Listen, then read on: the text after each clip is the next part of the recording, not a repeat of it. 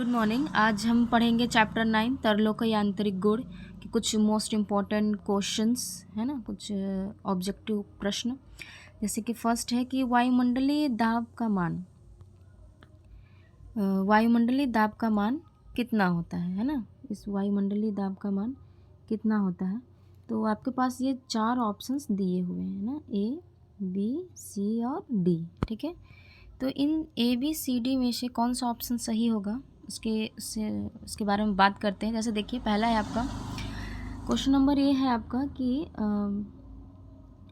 76 centimetre पारे का स्तंभ ये होता है वायुमंडलीय दाब का मान, या फिर बी 1.013 इंटू 10⁵ पास्कल, या फिर सी एक वायुमंडलीय दाब, या उपरोक्त में से सभी।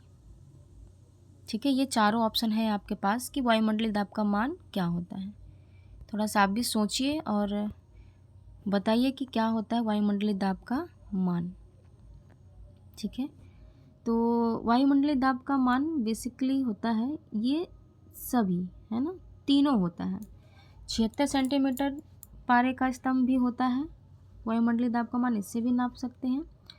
और 1.013 इंटू 10⁵ पास्कल ये भी होता है वायुमंडलीय दाब का मान, और एक वायुमंडलीय दाब ये तो होता ही होता है। तो इसका सही आंसर होगा उपरोक्त सभी। चलिए नेक्स्ट की तरफ देखते हैं कि नेक्स्ट क्वेश्चन क्या है हमारा। नेक्स्ट है कि पास्कल के नियम पर आधारित, है ना, पास्कल के नियम पर आधारित जो उपकरण है वो कौन सा है। ठीक है, तो पहला है आपका सरल बैरोमीटर, ठीक है, या द्रव चालित लिफ्ट, या फिर नैनोमीटर, या उपरोक्त में से सभी। क्या होगा इसका, तो इस पर जो आधारित उपकरण है ना, क्या होगा, एक सरल बैरोमीटर होगा, या द्रव चालित लिफ्ट, या फिर नैनोमीटर, या उपरोक्त सभी। क्या होगा इसका करेक्ट आंसर, तो उसके बारे में तो हम जानते हैं, पास्कल के नियम के आधार पर जो उपकरण है वो है बी द्रव चालित लिफ्ट। Okay, clear. चलिए आगे बढ़ते हैं। अब हमारा क्वेश्चन नंबर 3 क्या कहता है, देखिए क्वेश्चन नंबर 3 जो है हमारा वो कह रहा है कि निम्न राशियों में से कौन सी राशि अदिश नहीं है। निम्न राशियों में से कौन सी राशि जो है वो अदिश नहीं है, हमें ये बताना है ना, मतलब वो सदिश होगी। क्या वो दाब है, या बी पृष्ठ तनाव, या सी पृष्ठ ऊर्जा, या फिर डी प्रतिबल। निम्न में से कौन सी राशि जो अदिश नहीं है, नहीं हमें बताना है। ठीक है, तो कौन सी नहीं होगी, ये होगी आपका बी नंबर। ये अदिश नहीं है, ये क्या है, सदिश राशि है। ठीक है, चलिए नेक्स्ट आगे बढ़ते हैं।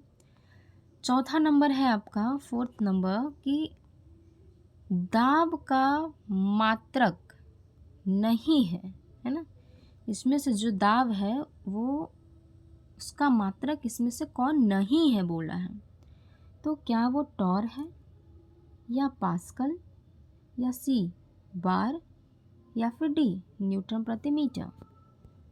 थोड़ा सा भी सोचिए और इसके आंसर करने की कोशिश करिए, है ना, कि दाब का मात्रक इसमें से कौन नहीं है।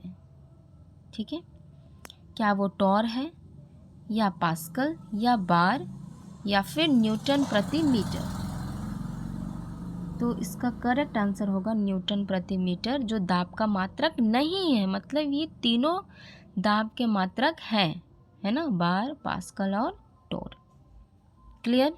चलिए आगे बढ़ते हैं। अब क्वेश्चन नंबर 5 है हमारा कि वर्षा की बूंदें गोलाकार होती हैं। वर्षा की बूंदें गोलाकार होती हैं, इसका क्या कारण है। ठीक है, तो इसका कारण क्या हो सकता है। क्वेश्चन नंबर 1 है आपका गुरुत्व बल, या फिर बी प्रत्यास्थता, या फिर सी श्यानता, या फिर डी पृष्ठ तनाव। कौन सा हो जाएगा इसका करेक्ट आंसर। वर्षा की बूंदें गोलाकार होती हैं, इसका क्या कारण है, ठीक है। तो फर्स्ट है गुरुत्व बल, प्रत्यास्थ, श्यानता या फिर पृष्ठ तनाव। इसका करेक्ट आंसर क्या होगा? वर्षा की बूंदें गोल होती हैं, इसका कारण है उसका पृष्ठ तनाव। क्या है? इसका पृष्ठ तनाव। क्लियर? चलिए नेक्स्ट अब आगे देखते हैं हम क्या है हमारा क्वेश्चन। क्वेश्चन नंबर 6 है, कांच की केस नली में पारे का मेनिस्कस होता है।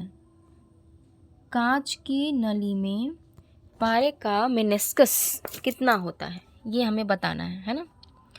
तो कांच की नली में पारे का मेनिस्कस क्या एक समतल पृष्ठ होता है, या उत्तल होता है, या अवतल, या फिर निश्चित ही नहीं है कि पारे का मेनिस्कस कितना होता है। तो थोड़ा सोचिए और बताइए कि कांच की केस नली में पारे का मेनिस्कस कितना होता है, समतल, उत्तल, अवतल, या फिर कोई भी निश्चित नहीं है। तो कांच की केस नली में, आई होप आपको भी इसका करेक्ट आंसर पता होगा कि कांच की केस नली में पारे का जो मेनिस्कस है वो उत्तल होता है ना, उठा हुआ उसका तल होता है कांच की केस नली में। और वही अगर बोले कि पानी की केस नली, कांच की केस नली में पानी का मेनिस्कस क्या होगा, तो उसका अवतल होगा। पारे का पूछा इसलिए इसका क्या होगा, उत्तल होगा। चलिए नेक्स्ट आगे बढ़ते हैं। अब है हमारा क्वेश्चन नंबर 7, ठीक है। क्वेश्चन नंबर 7 क्या कह रहा है, देखिए। क्वेश्चन नंबर 7 कहता है कि ताप बढ़ाने पर, ताप बढ़ाने पर द्रव का पृष्ठ तनाव क्या होता है। ताप बढ़ाने पर जो द्रव का पृष्ठ तनाव है वो क्या होगा, है ना। क्या वो बढ़ेगा या घटेगा या अपरिवर्तित रहेगा, या फिर डी बढ़ेगा या घटेगा, या द्रव की प्रकृति पर निर्भर करता है ना, किस पर निर्भर करता है। ताप बढ़ाने पर पृष्ठ का ताप बढ़ाने पर द्रव का जो पृष्ठ तनाव है उस पर क्या इफेक्ट होगा। पृष्ठ तनाव यानी जैसा कि आपको पता है खिंचाव बल, है ना, जो खींच के रखता है किसी चीज़ को, द्रव को खासकर। तो द्रव का पृष्ठ तनाव जब हम ताप बढ़ाएंगे तो पहले तो वो द्रव को पूरा खींच के रखा है ना, मतलब एक बल जो उसको बिखरने नहीं देता है कि नहीं। तो जब हम ताप बढ़ाएंगे तो उसका पृष्ठ तनाव क्या होगा, उसके अणु जो भी हैं, पानी के जो भी अणु हैं, द्रव के जो भी अणु है, पार्टिकल्स हैं, वो ताप बढ़ाने पर उनमें क्या हो जाएगी, गतिज ऊर्जाएं उत्पन्न हो जाएंगी, जो उसको क्या करेंगे, और भी ज़्यादा पतला करेंगे, जो खिंचाव बल है उसके विरुद्ध कार्य करेंगे। तो मतलब ताप बढ़ाने पर द्रव का पृष्ठ तनाव क्या होगा, घटता है, ठीक है, करेक्ट। ताप बढ़ाने पर द्रव का पृष्ठ तनाव घटता है। क्लियर। नेक्स्ट क्वेश्चन है आपका, श्यानता गुणांक का मात्रक है। श्यानता गुणांक का मात्रक है। श्यानता गुणांक का मात्रक इसमें से क्या होगा, देखिए। फर्स्ट है आपके पास श्यानता गुणांक का मात्रक क्या पाइज है, या पास्कल, या न्यूटन मीटर पर सेकंड स्क्वायर, या न्यूटन मीटर क्या होगा, है ना। श्यानता गुणांक का मात्रक क्या है। तो श्यानता गुणांक का मात्रक जो है इस क्वेश्चन के लिए श्यानता गुणांक का मात्रक ना ही पास्कल है, ना ही न्यूटन मीटर पर सेकंड है, ना ही न्यूटन मीटर है। इसका सही आंसर होगा पाइज, है ना। श्यानता गुणांक का मात्रक क्या है, पाइज।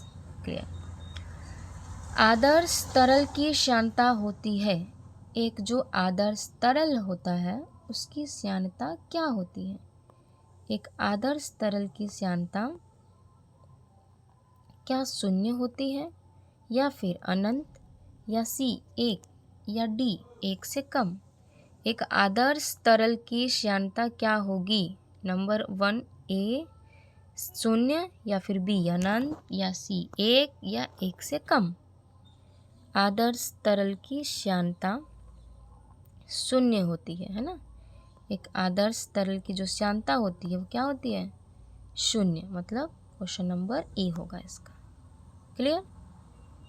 चलिए अब देखिए सेकंड नंबर क्वेश्चन है आपके पास कि बर्नौली प्रमेय निम्न सिद्धांत पर आधारित है।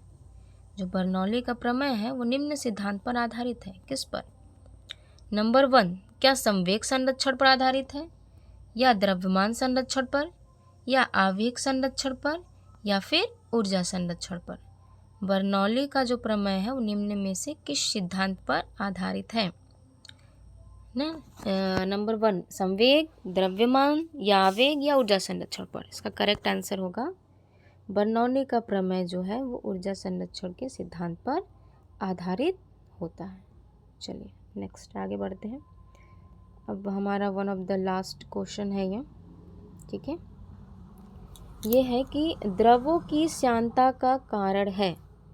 द्रवों की श्यानता का कारण है, क्या है द्रवों की श्यानता का कारण भाई? नंबर 1 ए ससंजक बल, या बी असंजक बल, या सी विसरण, या फिर डी गुरुत्वीय बल। द्रवों की श्यानता का कारण क्या है?